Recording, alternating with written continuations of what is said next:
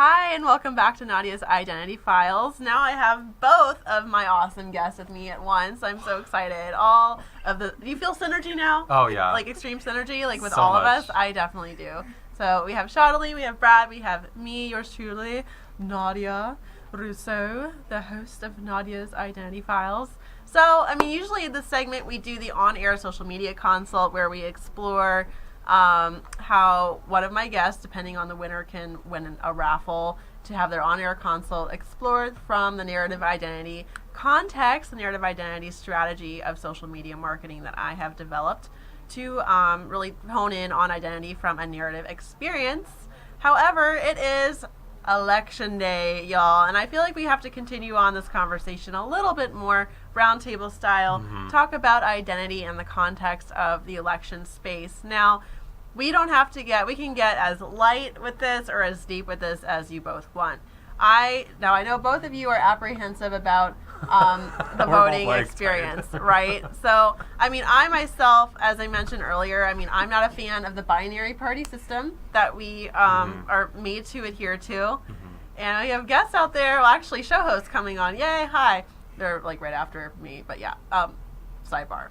Awkward. Anyway, the binary party system, I'm not a fan, particularly. I'm not a fan of binaries, period. And of course, I'm sure this is something you think about a lot. Duality. Binaries pervade everything. It's just like good or bad, black or white, gay or straight. It's just like it goes on, Republican or Democrat. It goes on and on and on. Gryffindor and Slytherin.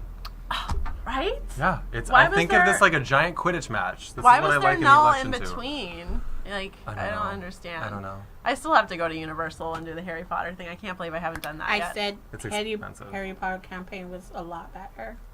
Whoa. I agree. It was a lot better. A lot better. It was It a was lot a lot better. better. Who's the Minister of Magic? That's like what I would vote for that. I wouldn't even care. I would vote for Harry Potter any Minister day of right now if Magic. they implementing him right now. Like immediately. Like Pooh's Magic, yay! Falling off the like train time tracks. we bust out our little cups again and start. We were doing like a little song and dance with these cups earlier, like Christmas anticipation and just random stuff. But in all seriousness, you guys, if you could say your biggest concern with this election space, especially in the context of your own identities and just people's identities in general, like what would that be? And we'll start with you. I feel underrepresented.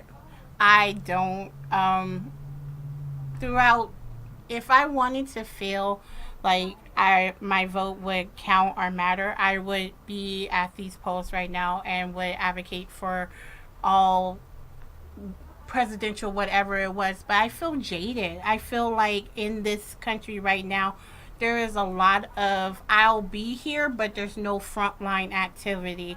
There is a lot of things that happen in this election that I have seen a lot of political candidates have really took their own personal route instead of the route of the good of the people. And where I see things like Black Lives Matter, like I don't even know, housing come up. They take out the human right of it. We're humans and we deserve a home. So why is it all over the nation that there's no real big political campaign about how people deserve the right? Just period. Without these rules, without this I don't know, without the rules, without the guidelines, without the BS, without the labeling of what this person is and what they did to lose their home, I haven't seen anyone really step up to the plate and say, you know what, it's your human right and we should just give this to you. So that to me, in the essence of coming out of that housing and going to local local county and government and saying, hey, what happened to our right to have these houses? And they come back and they feed into the corruption. So it was early on, I'd say about 3 months ago, that I made the decision not to really pull into no binary voting, black or white or anything, because I think in these elections we lose being humans. We're 4 years we get to stand up and say I did something for this country, when after that day is over, or week is over, or after we wash ourselves down wherever we did, it's over. We Right. don't care anymore. So, I We mean, just- it's largely, as I noted earlier, it's largely about us as a people stepping up and acknowledging these issues collectively. I referenced our leaders as being microcosmic islands that, in many ways, our identities are being projected onto. I mean, just look at Donald Trump, and his behaviors are more almost akin to his standard demographic, right? And you can tell that he's feeding into that. And really, not too much different with Hillary Clinton. I'm not ashamed to say it. I mean, obviously, look, you guys, do you think I voted for Trump? Come on. I mean, yeah. But, it's just like, at the same time, I feel like we have to acknowledge that, yes, like you kind of nailed it on the head. After we vote, we have to do our part to hold our leaders accountable. And yes, we're not in a direct democracy. We're in a republic. But, it's just all kinds of complicated issues. But the binary issue, that was the number one issue for me, I know, because I consider myself more moderate, obviously very multidimensional, and it's just like we're so boxed in, we're so separated, it's so divisive as well. And we are all in this together. I mean, what do you think? So many things. And I like your feather, by the way. Oh, thank you. It was Loving it was it. in the gold cup. I just looked down and it was there, so I felt like this just kind of it accented. speaks. Yeah, okay. I have a lot of thoughts on this, but to boil it down, I don't want to get into like the nitty gritty of the political scene because I've done a lot of research in it. I've brushed up on both sides. And again, like I said earlier, honestly, it's like a Quidditch game to me. Like it's like Gryffindor versus Slytherin, and no matter what, you are in that house, and that's just what you identify with. So you're gonna root from the stands for that side, whether or not that. I've seen so many people kind of reduce themselves. What I call like cafeteria, cafeteria conservatives, cafeteria liberals. I love, that's such a good way of putting it. Isn't it? Like you take and choose what feels good to you. Or not even what feels good. You take and choose what works within your conditioned frame of reference in your mind, and then you just like leave the rest that's being offered. And I think that's so. You're forcing yourself to a multidimensional being to package themselves into a perspective that is being represented by one person that has so many connotations that you don't know about.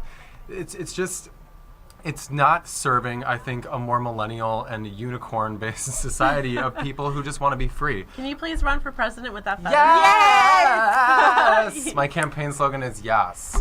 Yes. That's it. Yes I for say feathers. yes. Yes for multidimensionality. Yes for unicorn. I also feel like, and this is taking it a little bit out of the political scope, I think we're doing everything out of order, which I think is the intention. Like you said, the binary system is already so freaking flawed in its polarity. It's divisive, it's polarity based. Everything polarity based is divisive. It's just, and I think that's a lesson for everyone to learn. It's about coming to a place of androgyny and understanding and acceptance for everything. Whether you feel more masculine or more feminine, whatever. That's great. That's your choice. That's your essence. That's your nature. Ditto. You know what I mean? I think being moderate, for me, I'm very moderate. I'll straight up say it. I'm fiscally conservative, socially liberal. I'm almost like the archetypal libertarian, but it's just like libertarians, it's like because of the binary that we're in, they don't really stand a chance of winning. So if I cast my vote for a libertarian candidate, it's just not going to mean anything. And I mean, to some degree, it's because obviously we all have our nuances and our complexities, and if you have two different people, it's almost impossible for each person, of course, to represent every single one of us and all of our dynamicism. But all the same, it's like we don't want to have to be forced into that very polar, very divisive, very separational existence. Yes. Totally. But, look, when it comes down to it, we are human beings. We are all unicorns. Yay. Some of us are more unicorny than others. Yay! Or they just don't remember that they're unicorns. It's just like, let's all come together. I voted. If you feel a certain candidate, if you don't believe in a certain candidate, you don't necessarily have to cast your vote for the president. I'm going to implore you to please consider casting your vote for the president. I'm pretty sure you know which one I don't want you to vote for, but I'm not going to straight up say it because you are it's your choice. It's your choice. We all have choices. We're in America.